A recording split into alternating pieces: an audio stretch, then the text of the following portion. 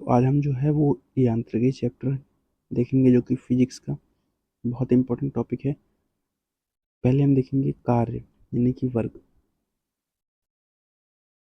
निम्नलिखित में से कौन अधिक काम कर सकता है? तो यहाँ पर हमें बताना है कि ऑप्शन के अकॉर्डिंग, जैसे कि एक घूमता हुआ पहिया, बंदूक की एक चली हुई गोली, गतिशील पत्थर, उठा हुआ हथौड़ा। तो इनमें से हमारा आंसर कौन सा हो जाएगा? बंदूक की एक चली हुई गोली। किसी भी वस्तु को किसी भी वस्तु को कार्य करने के लिए बल और बल की दिशा में विस्थापन दूरी की आवश्यकता होती है। विकल्प बी में क्या है कि न्यूटन की गति का तीसरी नियम, क्रिया प्रतिक्रिया नियम लागू हो रहा है, जो बंदूक की निकली गोली को अधिक दूर तक विस्थापित करता है। अतः बंदूक से निकली गोली अधिक कार्य कर सकती है। इनके अपेक्षा से कि पहिया भी, मतलब घूमता हुआ पहिया, ये भी, इसमें भी काम हो रहा है, पर लेकिन क्या, कम काम हो रहा है, जबकि बंदूक की एक चलती हुई गोली में अधिक काम हो रहा है। गतिशील पत्थर में भी काम हो रहा है। एक उठा हुआ हथौड़ा, इसमें तो काम नहीं हो रहा, पर लेकिन इन तीनों में जो है वो काम हो रहा है। और सबसे अधिक काम किस में हो रहा है? ऑप्शन बी में। 20 न्यूटन का एक बल एक वस्तु को 2 मीटर विस्थापित कर देता है और 20 जूल कार्य करता है। बल और विस्थापन के बीच का कोण, तो हम यहाँ पर लगाएंगे एफ एस कॉस थीटा। हमारे यहाँ पर क्या है? यहाँ पर हमें 20 न्यूटन दिया हुआ, क्या कार्य दिया हुआ है? कार्य बराबर बल गुणे विस्थापन। कार्य 20 न्यूटन, 20 न्यूटन बराबर क्या दिया हुआ है? बल। 20 जूल कार्य देता है, 20 जूल, और जो कि 2 मीटर विस्थापित होती है। और यहाँ पर कॉस थीटा हमें निकालना है ना। कार्य बल क्या होता है? F T cos theta. यहाँ पर दिया हुआ है कार्य बराबर एफ डी कॉस थीटा। कार्य बराबर बल गुणे विस्थापन कॉस थीटा, है ना। तो ये 20 से 20 कट जाएगा, सॉरी हाँ, 20 से 20 कट जाएगा।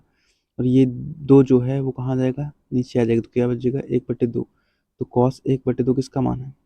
कॉस 1/2 जो है 2 है, वो किसका मान है? कॉस 60 का मान है। कॉस 1/2 किसका मान है? तो कॉस 60 का मान।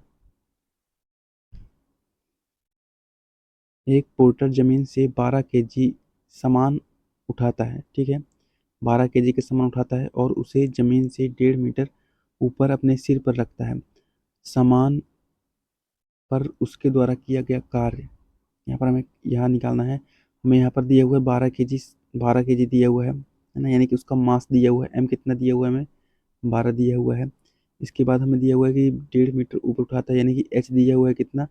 1.5। और हमें यहाँ पर ग्रेविटी जी कितना लेना है? तो जी हमें लेना है 9.8 होता है, पर हम 10 यहाँ पर लेकर चलेंगे। और यहाँ पर एम जी एच का फार्मूला लगा देंगे। तो 12 × 15 × 10 कर देंगे, जैसे कि 12 × 15 × 10 कर दिया। यहाँ से 15, 10 नीचे आ गया, 10 से 10 कट गया, और 15 × 2 = 30, 180। 12 × 15 करेंगे तो 180 जूल हमारे यहाँ पर करेक्ट आंसर आएगा। ऑप्शन सी करेक्ट है। यदि एक हवाई जहाज 400 मीटर की दूरी तय करता है, और यहाँ पर हमें डिस्टेंस दिया हुआ है एफ डी, डी दिया हुआ है कितना? 4000। इसके बाद बात करें, किया गया कार्य कितना है? 20,000 जूल। तो कार्य बराबर बल गुणे विस्थापन होता है। हमसे क्या पूछ रहा है? बल पूछ रहा है। विस्थापन दिया हुआ है, हमसे एफ पूछ रहा है, एफ का मान W = FD cos थीटा होता है ना। तो W = FD। यहाँ पर हमें W दिया हुआ कितना? 20,000। 20,000 में हम 4,000 का डिवाइड कर देंगे। 20,000 में हम 4,000 का डिवाइड कर देंगे तो हमारा एफ आ जाएगा। 3 0 कट गए, 4 से कटा 5। यहाँ पर हमारा 5 न्यूटन जो है वो करेक्ट आंसर है। जमीन के ऊपर एक बिंदु जमीन के ऊपर एक बिंदु पर किसी वस्तु की गुरुत्वीय स्थिति ऊर्जा डैश के डैश में किए गए कार्य के रूप में परिभाषित की गई। एक बार फिर पढ़ते हैं। जमीन के ऊपर बोल रहा है, जमीन के ऊपर एक बिंदु पर किसी वस्तु की गुरुत्वीय स्थितिज ऊर्जा के बारे में बात हो रही है। डैश में किए गए कार्यों के रूप में परिभाषित की जाती है। इसका ऑप्शन देखते हैं। तो होगा इसके गुरुत्वाकर्षण के विपरीत जमीन से उस बिंदु पर उठाने पर यहाँ पर जो है वो कुछ न कुछ कार्य किया जा रहा है। जैसे कि यहाँ पर दिया हुआ है, गुरुत्वाकर्षण के विपरीत जमीन से उस बिंदु पर उठाने में किए गए कार्य के रूप में परिभाषित किया जा रहा है। जमीन जमीन के ऊपर एक बिंदु पर किसी वस्तु की गुरुत्वीय स्थितिज ऊर्जा, है ना, किसी वस्तु की गुरुत्वीय स्थितिज ऊर्जा को गुरुत्वाकर्षण के विपरीत जमीन से उस बिंदु पर उठाने में किए गए कार्य को के रूप में परिभाषित किया गया है। हमें यहाँ पर 1 kg की एक वस्तु 10 मीटर विस्थापित होती है, तो हम यहाँ पर क्या लगाएंगे, mgh, ठीक है ना, mgh लगाएंगे। हम नेगेटिव आ रहा है कि पॉजिटिव आ रहा है, कैसे पहचानेंगे, तो ऊंचाई तक उठाया जाता है, यानी कि ऊपर उठा रहा है, जब ऊपर उठा रहा है तो क्या लगेगा, नेगेटिव लगेगा। हमारा यहाँ पर आंसर कौन सा होगा, 9 पॉइंट माइनस 98 जूल, ठीक है। हम यहाँ पर कौन सा फॉर्मूला लगाए हैं, mgh। m हमारा कितना है, 1 है, 1 kg का द्रव्यमान है, 10 मीटर ऊपर उठाया हुआ है, यानी कि h हमारा कितना है, 10 है, और g का मान कितना लिया हुआ है, 9.8 मीटर पर सेकंड। mgh में पुटअप करेंगे तो हमारी 98 जूल आएगा। जो भी देखो, यदि विस्थापन बल की दिशा में यदि विस्थापन बल की दिशा के विपरीत हो तो कार्य क्या होगा, ऋणात्मक होगा, ठीक है। अब देखो, उठा रहा है यानी कि वैसे ग्रेविटेशन तो नीचे को लग रहा है, लेकिन वो इसके विपरीत कार्य कर रहा है, तो क्या होगा, ऋणात्मक कार्य होगा। एक कुली जमीन से 20 किलोग्राम का एक सामान उठाता है और उसे जमीन से 2 मीटर ऊपर अपने सिर पर रखता है ना। सामान पर उसके द्वारा किए गए कार्य की गणना करती है। यहाँ पर भी हम mgh लगा देंगे। हमारा m दिया हुआ है कितना, 20 kg, h कितना दिया हुआ है, 2 मीटर, हमें m दिया हुआ है, h दिया हुआ है, m और g हम कितना मानते हैं, 10, जी दिया, mgh लगा देंगे। यहाँ पर स्थितिज ऊर्जा का फॉर्मूला हमारा 400 जूल आ जाएगा। जब कोई वस्तु बल की दिशा में 1 मीटर जब कोई वस्तु जो है वो बल की दिशा में 1 मीटर की दूरी तक 1 न्यूटन बल द्वारा चलती है तो किया गया कार्य बल क्या होता है, बल गुणे विस्थापन। हमें यहाँ पर बल दिया हुआ है 1 और विस्थापन कितना दिया हुआ है, 1 मीटर विस्थापित होती है, तो हम बल गुणे विस्थापन 1 × 1 कर देंगे तो कितना आ जाएगा, 1 ही आएगा हमारा, 1 जूल। अगला क्वेश्चन है, 10 किलोग्राम वजन वाले सूटकेस को उठाकर एक प्लेटफॉर्म पर खड़े यात्री द्वारा किया गया कार्य क्या होगा। तो यहाँ पर देखो, चाहे कितना भी काम हो पर, लेकिन यहाँ पर हमारा अगर जो देखें, यहाँ पर बल की दिशा में विस्थापन की बात करें तो हमारा यहाँ पर क्या है, 0 है। विस्थापन क्या एक भी हो रहा है, डी हमारा, तो यहाँ डी यहाँ पर 0 है, विस्थापन एक भी नहीं हो रहा है, इसलिए से हमारे यहाँ पर 90 डिग्री का एंगल बनेगा, cos 90, जिसके कारण ये हमारा क्या हो जाएगा, 0 हो जाएगा। अतः व्यक्ति द्वारा किया गया कार्य क्या होगा, 0 जूल होगा। 4 किलोग्राम द्रव्यमान की एक वस्तु, अब देखो 4 किलोग्राम ये क्वेश्चन बढ़िया है। 4 किलोग्राम द्रव्यमान की एक वस्तु, हमें यहाँ पर क्या दिया हुआ है, m दिया हुआ है कितना, 4 किलोग्राम। फिर इसके बाद दिया हुआ है कि हमारी प्रारंभिक वेग जो है वो 5 मीटर प्रति सेकंड से गति से बढ़ती रहती है और इसकी गति 10 मीटर प्रति सेकंड तक बढ़ती है। यानी कि v1 हमें दिया हुआ है कितना, 5, और v2 दिया हुआ है कितना, 10। तो इसे हम क्या करेंगे, अब यहाँ पर हमें निकालना क्या है, कार निकालना है। तब देखो हम इसे क्या काइनेटिक एनर्जी के फार्मूला में पुटअप करेंगे।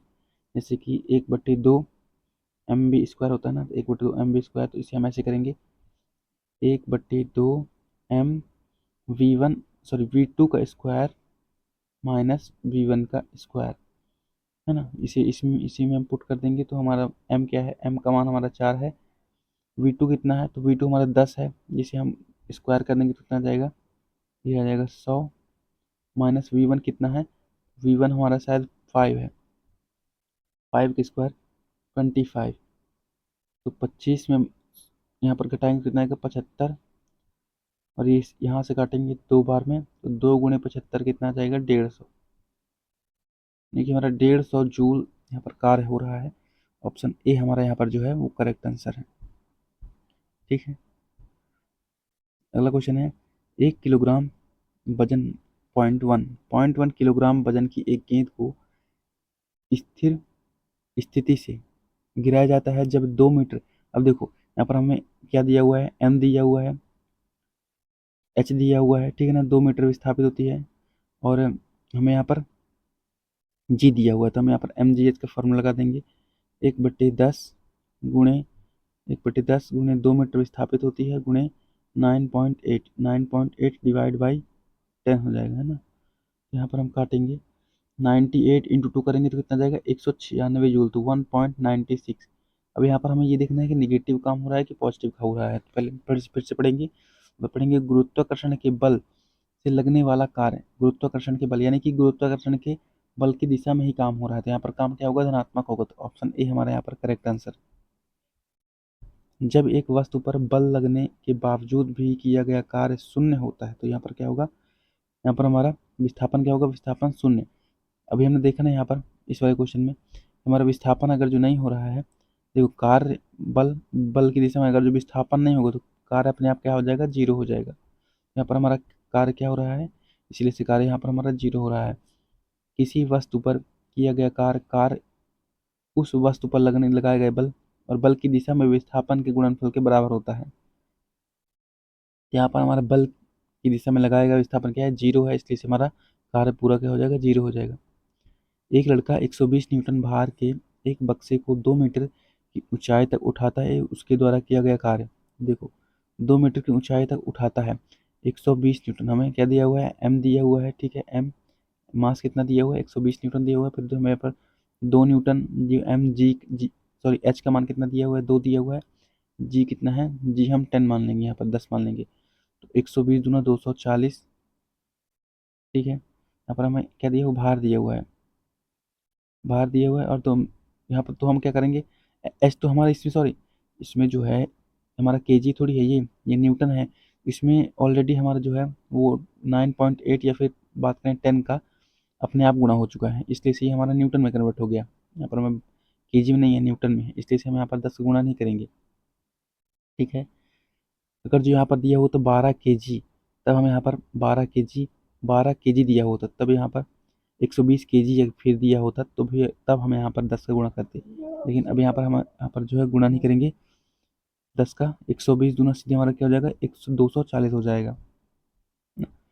मेरा कहने का मतलब ये है कि इसमें जो है वो देखो 12 केजी अगर जो होता तो हम इसमें क्या करते, 12 केजी लिखा हो तो इसमें हम 10 का गुणा करते, एम जी एच का, ठीक है, एम जी का, ठीक है ना, ग्रेविटेशन वाले का। और अगर जो हमें यहाँ पर 12 न्यूटन दिया हुआ है, तो हम इसमें जो है वो अपने आप 10 का गुणा पहले से किया हुआ है, इसलिए से यहाँ पर 12 न्यूटन लिखा हुआ है, ठीक है। देखो कार्य करने की क्षमता कहलाती है, कार्य करने की क्षमता क्या कहलाती है, यहाँ पर बहुत कन्फ्यूजन होता है, एक कार्य करने की दर होता है, एक कार्य करने की क्षमता। कार्य करने की क्षमता को हम क्या कहते हैं, ऊर्जा कहते हैं, जबकि कार्य करने की दर को हम क्या कहते हैं, शक्ति कहते हैं, ठीक है। कार्य करने की दर शक्ति कहलाती है और कार्य करने की क्षमता को हम ऊर्जा कहते हैं। भौतिकी में देखो इसको पढ़ते हैं, भौतिकी में ऊर्जा वस्तु का एक गुण है जो कि अन्य वस्तुओं को स्थानांतरित की जा सकती है। यह ऊर्जा को विभिन्न रूपों में रूपांतरित किया जा सकता है, मुख्य रूप से किसी वस्तु अथवा कार्यकर्ता के कार्य करने की क्षमता को ही ऊर्जा कहते हैं। ऊर्जा ना तो स्थान घेरती है और ना ही ऊर्जा को हम देख सकते हैं। ऊर्जा की एसआई क्या होती है, जूल होती है। अब देखो यदि कार्य का मान क्या कह रहा है, धनात्मक कह रहा है, कार्य का मान धनात्मक हो तो निकाय पर कार्य होगा, निकाय पर क्या क्या होगा, उसकी ऊर्जा में क्या हो जाएगी, वृद्धि हो जाएगी। अगर जो धनात्मक है उसकी ऊर्जा में हास हास तो नहीं होगा, हास कब होगा, जब वो ग्रेविटेशन के विपरीत काम करेगा, ठीक है, उसका मान शून्य हो जाएगा। शून्य कैसे होगा, मतलब धनात्मक है तो शून्य नहीं हो सकता, वह नियत रहेगा तो फिर हमारा वो डी जीरो हो जाएगा, तो हमारा कार्य जो है शून्य हो जाएगा, धनात्मक नहीं होगा। तो यहाँ पर हमारा क्या है, उसकी ऊर्जा में वृद्धि होगी, धनात्मक होगा तो, ठीक है।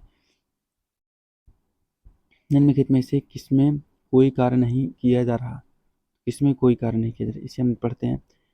इसकी हम बात करें, कपिल अपने कंधे पर 10 किलोग्राम भार लेकर खड़ा है, सचिन 4 किलोग्राम चलता है, इसमें काम हो रहा है। एक कुली किसी बस से किसी कार तक एक वजन लेके जाता है। अब देखो, वजन लिए हुए है ये भी, पर लेकिन ये विस्थापित हो रहा है, ठीक है, इसलिए से यहाँ पर कार्य हुआ है। अरुण मैदान पर क्रिकेट खेल रहा है, इसमें भी काम हो रहा है, लेकिन ऑप्शन ए जो है ये यहाँ पर गलत है। कपिल अपने कंधे पर 10 किलोग्राम भार लेकर खड़ा है, केवल खड़ा है, ठीक है। डी यहाँ पर हमारा क्या होता है, जीरो हो रहा है, इसलिए से मतलब बल की दिशा में विस्थापन नहीं हो रहा, इसलिए से हमारा ऑप्शन ए यहाँ पर करेक्ट होगा। बल द्वारा किया गया कार्य धनात्मक होगा, मतलब होता है, कब होता है, जब विस्थापन बल की दिशा में होता है। विस्थापन जो है वो बल की दिशा में होगा, तब विस्थापन बल की दिशा में होगा, ना कि बल के लंबवत होगा, बल के लंबवत नहीं होगा, ठीक है। जब विस्थापन बल जब विस्थापन बल की दिशा में होता है तो बल द्वारा किया गया कार्य क्या होगा, धनात्मक होगा। कार्य शून्य होने की स्थिति में विस्थापन और लगाए जाने वाले बल के बीच कितना होगा, 90 डिग्री कोण होगा, ठीक है। आगे देखते हैं। यदि किया गया कार्य शून्य है तो बल और विस्थापन के बीच कोण कितना होगा, 90 डिग्री होगा। एक कुली 100 मीटर की दूरी तक 500 न्यूटन का भार उठाता है, उसके द्वारा किया गया कार्य क्या होगा। देखो, 100 मीटर की दूरी तक 500 न्यूटन का भार उठाता है, तो उसके द्वारा किया गया कार्य क्या होगा। अब देखो, यहाँ पर क्या है, हमें ऑप्शन के अकॉर्डिंग चलना है, ठीक है ना। ऑप्शन में अगर जो जीरो दिया हुआ है तो पहले हम क्या करेंगे, जीरो को ही प्रेफरेंस देंगे। वैसे देखा जाए तो यहाँ पर विस्थापन तो हो रहा है, क्योंकि पुली जो है वो 100 मीटर की दूरी तक चल भी रहा है। एफ डी डी यहाँ पर क्या हो रहा है, हमारा विस्थापन डी का मान कितना है, 100 है, ठीक है। और हमारा एफ कितना है, 500 न्यूटन है। तो वैसे देखा जाए तो यहाँ पर काम तो हो रहा है, पर लेकिन हमें ऑप्शन के अकॉर्डिंग चलना है, ठीक है। वैसे तो यहाँ पर होता 500, 500 यहाँ पर होता 50,000, ठीक है। आंसर हमारा यहाँ पर क्या होता, 50,000। अगर जो हम बात करें दिया होता तो, नहीं दिया है तो हम क्या करेंगे, प्रेफरेंस किसको देंगे, जीरो को देंगे, ठीक है। क्योंकि यहाँ पर विस्थापन तो हो रहा है, विस्थापित मतलब डी यहाँ पर जो है हमारा 100 मीटर है, बल की दिशा में विस्थापन, पर लेकिन यहाँ पर हमें ऑप्शन के अकॉर्डिंग ही चलना है, ठीक है। इसमें देखो 90 डिग्री का कोण मान लिया, 90 डिग्री मतलब सिर पे लिए हुआ है, पर 90 डिग्री रेंग रहा है, तो यही बोल रहा हूँ कि हमें ऑप्शन के अकॉर्डिंग चलना है। जो ऑप्शन में होता है हम उसके अकॉर्डिंग आंसर मारते। निम्नलिखित में से किस मामले में कोई कार्य नहीं होता, किस मामले में कोई कार्य नहीं होता, एक पवन चक्की कुएं से पानी निकाल रही है, इसमें काम हो रहा है ना। सुमन एक पुल में तैर रही है, ये भी काम कर रही है। एक इंजन ट्रेन को खींच रहा है, इसमें भी काम हो रहा है। एक गधा अपनी पीठ पर वजन लेकर चल रहा है, इसमें काम नहीं हो रहा, देखा जाए तो, ठीक है ना। मतलब सबसे बेहतर ऑप्शन जो है यही है, जिसमें काम मतलब ना मतलब समझ में नहीं आ रहा, क्योंकि वो पीठ पर लिए हुए है, पीठ पर लिए हुए है, यानी कि 90 डिग्री कौन बन रहा है ना।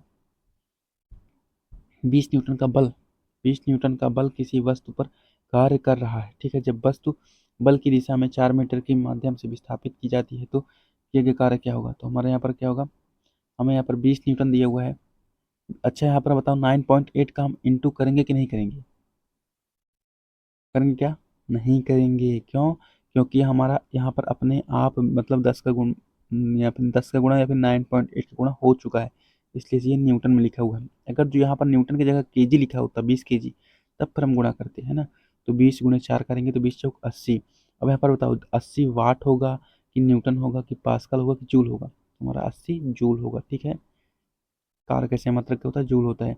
एक मजदूर भूमि से 15 केजी का सामान लेता है और उसे भूमि से 1 मीटर ऊपर अपने सिर पर रखता है, उसके द्वारा एक सामान, देखो यहाँ पर केजी में दिया हुआ है, ठीक है ना, ध्यान से यहाँ पर केजी में दिया हुआ है, इसलिए से हम यहाँ पर क्या करेंगे, ये जो दिया हुआ है स्मॉल जी का मान यहाँ पर हम पुटअप करेंगे, तो यहाँ पर क्या हो जाएगा 150, यहाँ पर हमारा 150 जूल जो है वो आंसर आएगा, सॉरी 155, 150 जूल आएगा, है ना।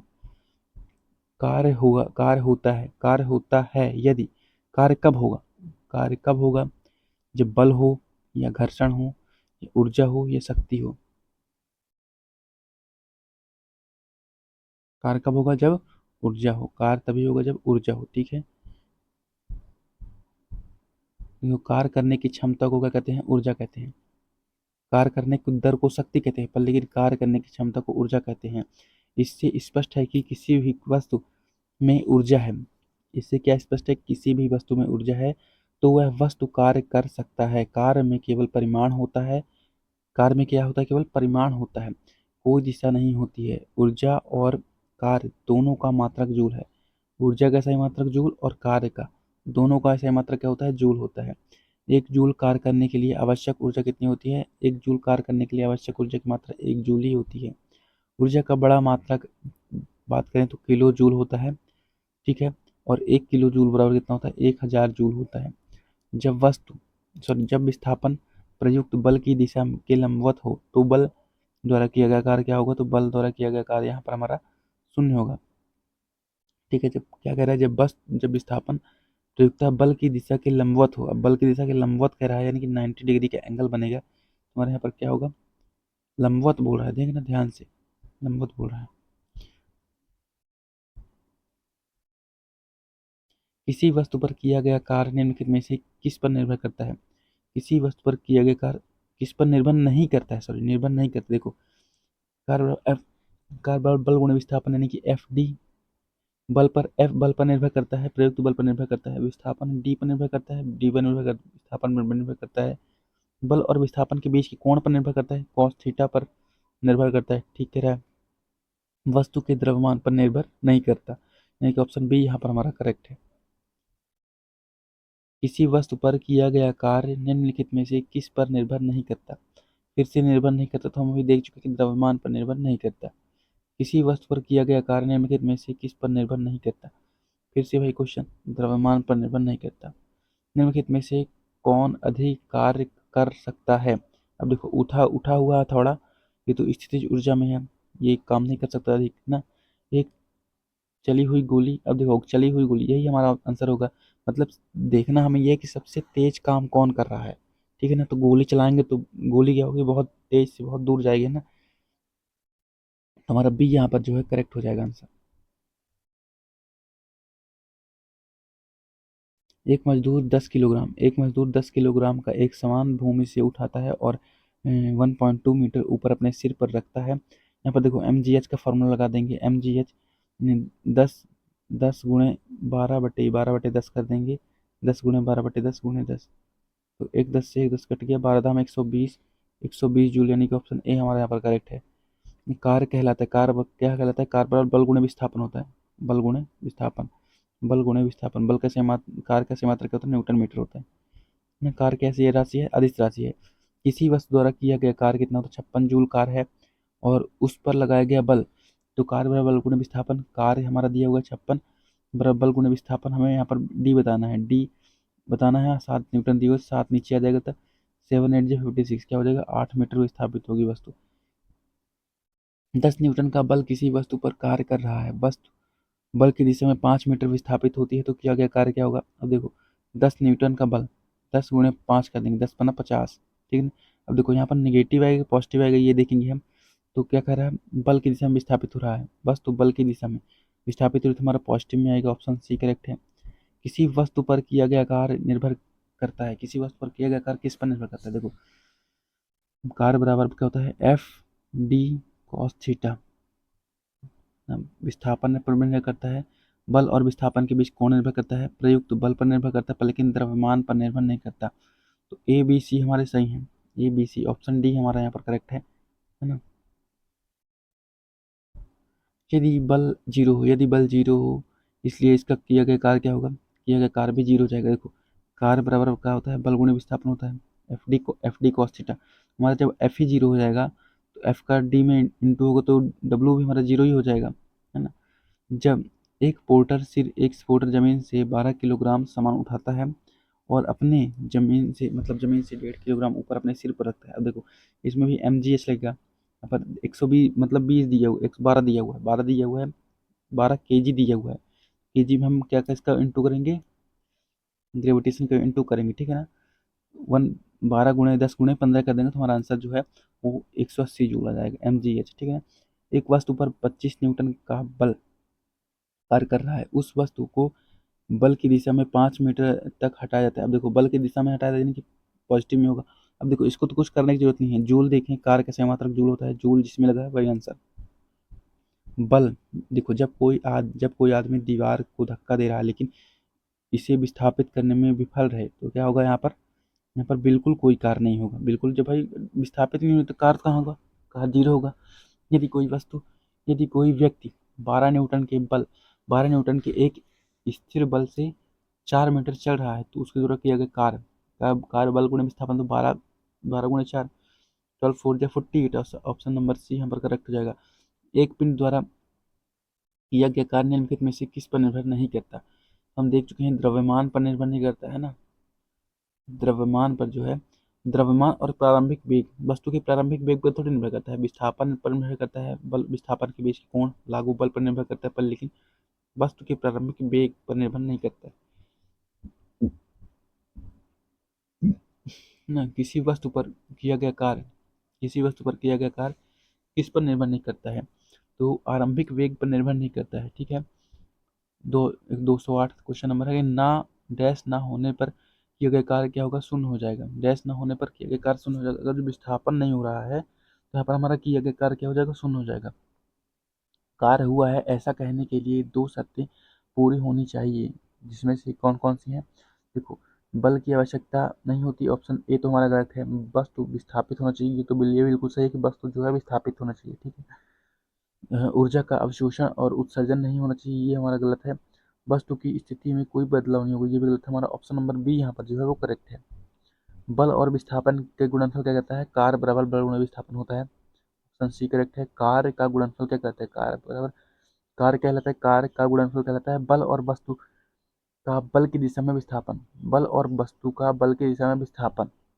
कार्य किस पर निर्भर कर नहीं करता, हम देख चुके हैं। कार्य जो है यहाँ पर, कार्य हमारा यहाँ पर देखो, विस्थापन पर निर्भर करेगा, बल पर निर्भर करेगा, और एफ एस के समबीज कोण पर निर्भर करेगा, लेकिन संवेग पर जो है वो निर्भर नहीं करेगा कार्य। ठीक है,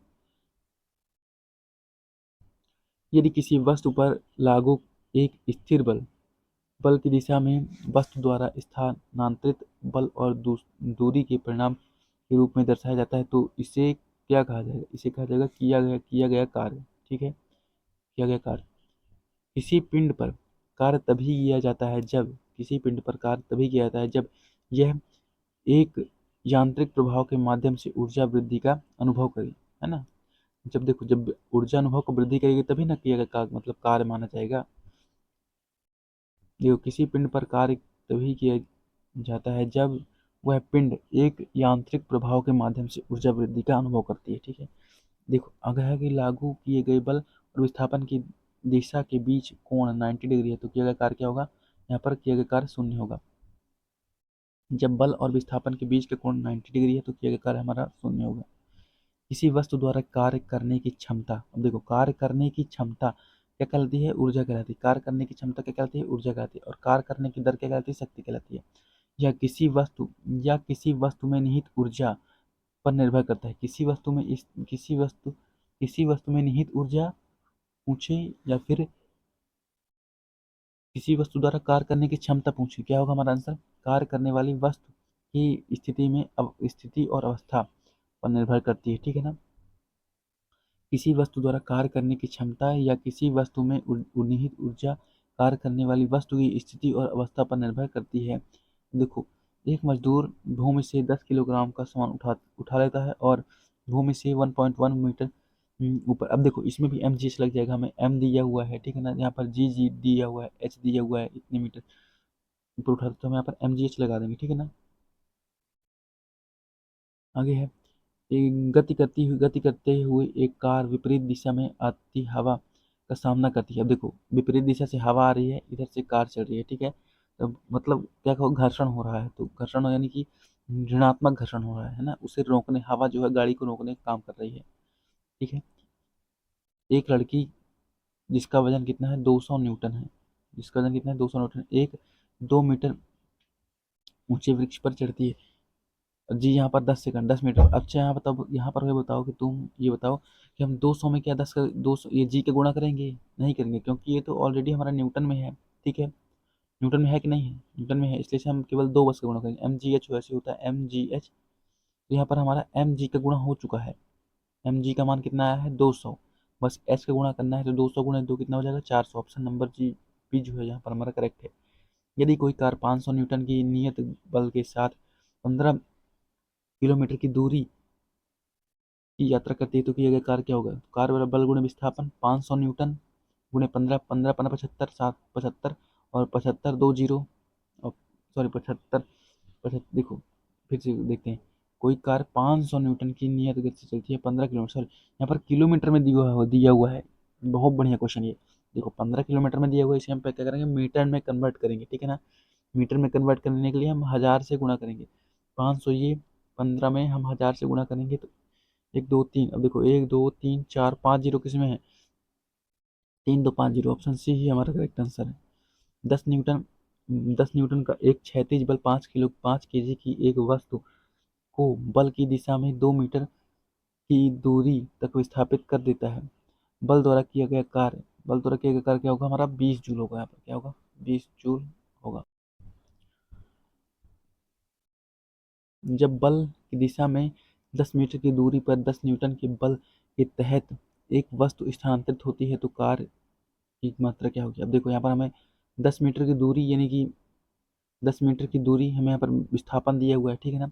और 10 न्यूटन यानी कि हमें एफ दिया हुआ है, तो बस कार्य बल गुणे विस्थापन 10 गुणे 10 कर देंगे, कितना आ जाएगा, 100 आ जाएगा। 100 जूल हमारा यहाँ पर करेक्ट आंसर हो जाएगा। 50 न्यूटन का एक बल 10 मीटर तक विस्थापित होता है, बल गुणे विस्थापन 50 गुणे 10 करेंगे तो कितना जाएगा, 500 आ जाएगा, 500 जूल। किसी वस्तु पर बल लगाने पर यदि वह गतिशील नहीं होती है तो इसे क्या कहा जाएगा, इसे कहा जाएगा कोई कार्य नहीं हुआ है। यदि वस्तु का विस्थापन शून्य हो तो हमारे यहाँ पर किया गया कार्य क्या हो जाएगा, शून्य हो जाएगा। निम्नलिखित में से क्या कार्य का एक गुण नहीं है? कार्य की दिशा होती है, कार्य की दिशा नहीं, कार्य में केवल परिमाण होता है, दिशा नहीं होती। ऑप्शन ए हमारा गलत लिखा हुआ है, ठीक है ना। कार्य में केवल परिमाण होता है, दिशा नहीं होती, ठीक है ना।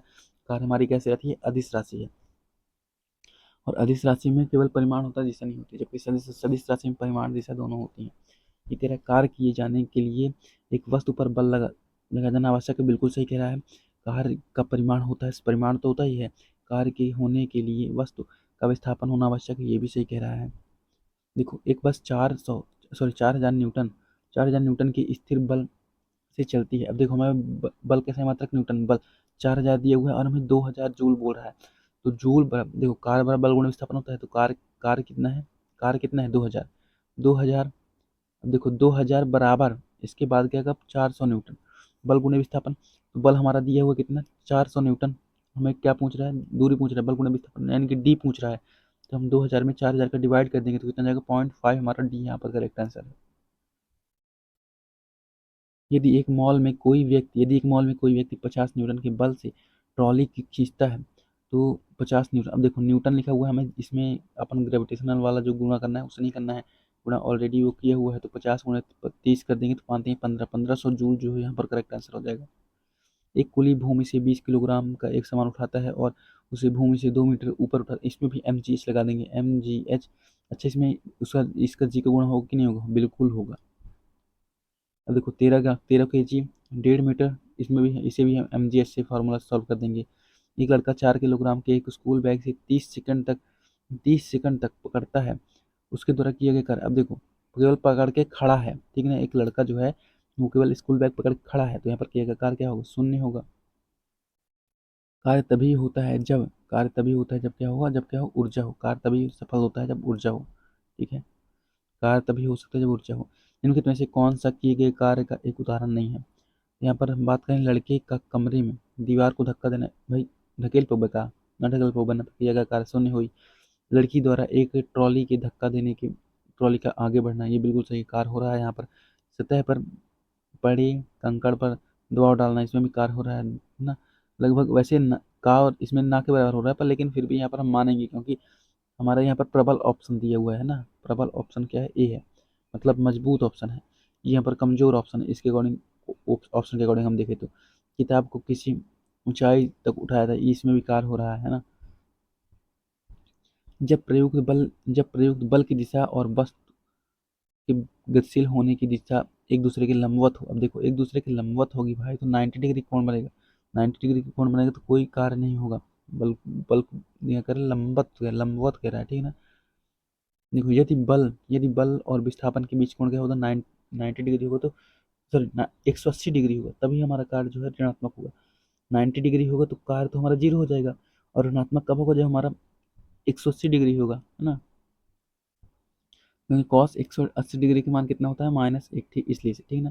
एक वस्तु पर 125 न्यूटन का बल कार्य कर रहा है, ठीक है ना, 125 न्यूटन का बल कार्य, इसमें भी हम mgh लगा देंगे, तो हमारे यहाँ पर mg का गुणा ऑलरेडी यहाँ पर किया हुआ है, बस h का यहाँ पर गुणा करना है, mgh, तो यहाँ पर हम गुणा कर देंगे, तो हमारे देखो यहाँ पर वैसे सब पास्कल, वाट, न्यूटन, जूल में हमें आंसर चाहिए, जूल, ऑप्शन नंबर डी।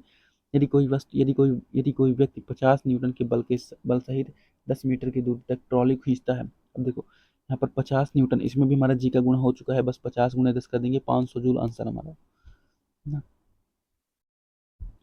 यदि कोई वस्तु वृत्ताकार पथ में घूमती, मतलब घुमाई जाती है, तो उस पर किया गया कार्य क्या होगा? वृत्ताकार पथ में घुमाई जाती है, तो किया गया कार्य भाई शून्य होगा, ठीक है। अब देखो वृत्ताकार पथ में घुमाई जा रही है, बार बार वही मतलब चक्कर लगा रहा है ना। विस्थापन भी जीरो होगा, कार्य बल गुणे विस्थापन, जब यहाँ पर विस्थापन ही जीरो हो जाएगा, विस्थापन क्या होता है? विस्थापन होता है मतलब मिनिमम डिस्टेंस, ठीक है ना।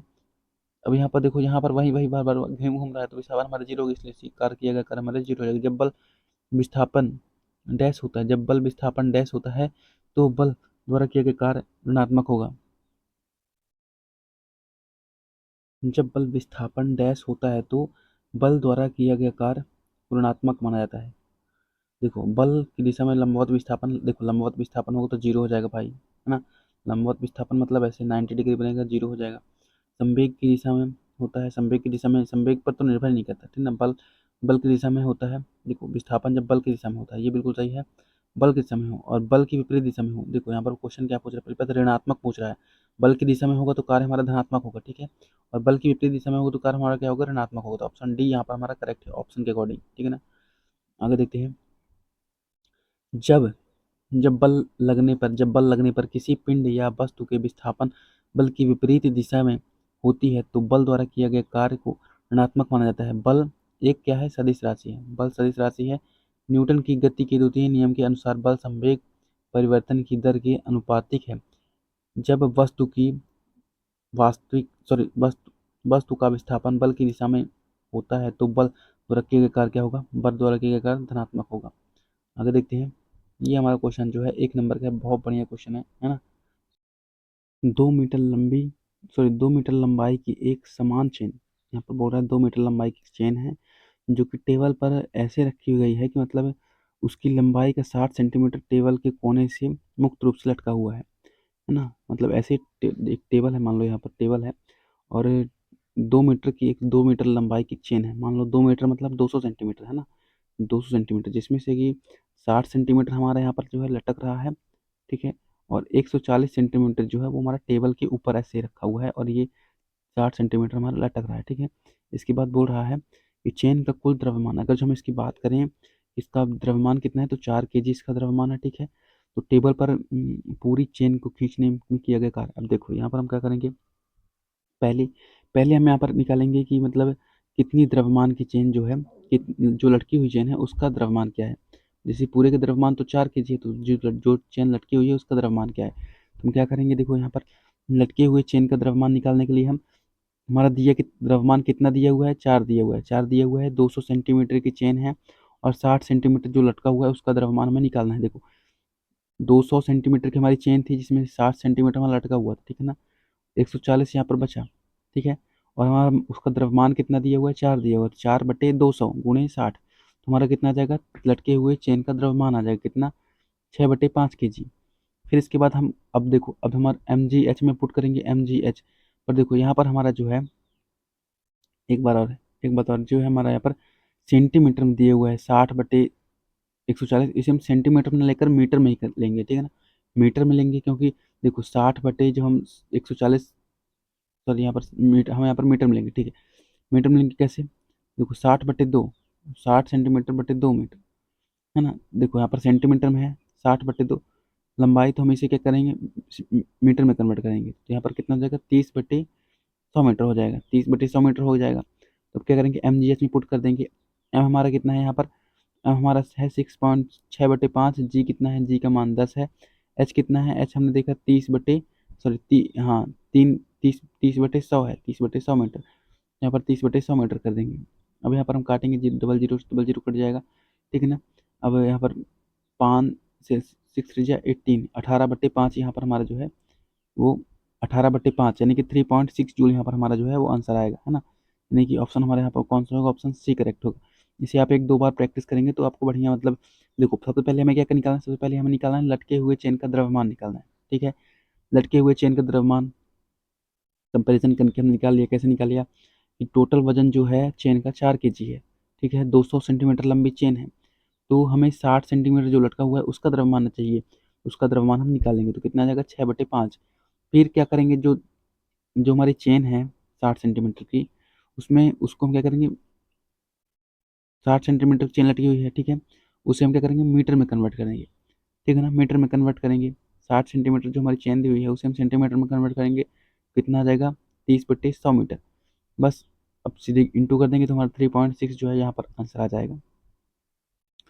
अगला क्वेश्चन है, एक व्यक्ति भूमि से जो है वो 25 किलोग्राम का एक सामान उठाता है, 25 किलोग्राम का सामान उठाता है, ठीक है ना, किलोग्राम। तो यहाँ पर हम जो है जी का गुणा इसके साथ करेंगे कि नहीं करेंगे, करेंगे, क्योंकि ये केजी में है। तो 25 × 10 × 2.5 कर देंगे, यानी कि हमारी क्या है, एच है, ठीक है ना, MGH, ठीक है। ये हमारे जी है, ये एच है, ये एम है।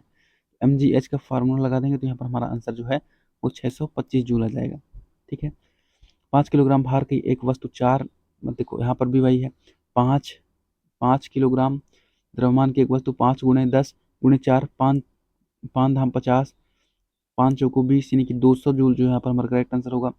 पर लेकिन सॉरी, यहाँ पर हमें ये भी देखना है कि पॉजिटिव में कि निगेटिव में, ठीक है। तो यहाँ पर पूरा क्वेश्चन हम पढ़ते हैं। उठाया जाता है, उस वस्तु पर लगने वाले गुरुत्वीय बल के कारण किया गया कार्य का मान कितना होगा। देखो, 5 किलोग्राम भार की एक वस्तु को 4 मीटर की ऊंचाई तक उठाया था, देखो यानी कि ग्रेविटेशन के विपरीत काम हो रहा था। यहाँ पर क्या होगा, हमारा निगेटिव में आंसर आएगा, ठीक है। अब देखो, 5 किलोग्राम की एक वस्तु 2 मीटर की ऊंचाई तक उठाया जाता है, तो उसका ये क्या करके, तो MGH 5 × 2 × 9.8 कर देंगे तो हमारा आंसर जो है वो 98 जूल आ जाएगा। एक व्यक्ति 20 किलोग्राम के समान, इसमें भी भाई MGH, इसमें भी भाई लगेगा, 20 × 2 × 10 कर देंगे तो हमारा आंसर जो है वो क्या आ जाएगा, 400 जूल आ जाएगा।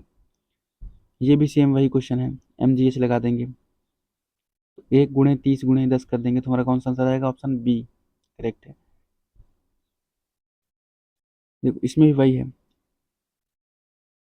800 किलोग्राम 5 मीटर पर सेकंड से 10 मीटर पर सेकंड। अब देखो इसमें वही फार्मूला, ये काइनेटिक एनर्जी वाला लगा देंगे, 1/2 MV², V2 का स्क्वायर, V1 का स्क्वायर, तो 1/2। 800 हमारा यहाँ पर द्रव्यमान दिए हुए हैं, ठीक है।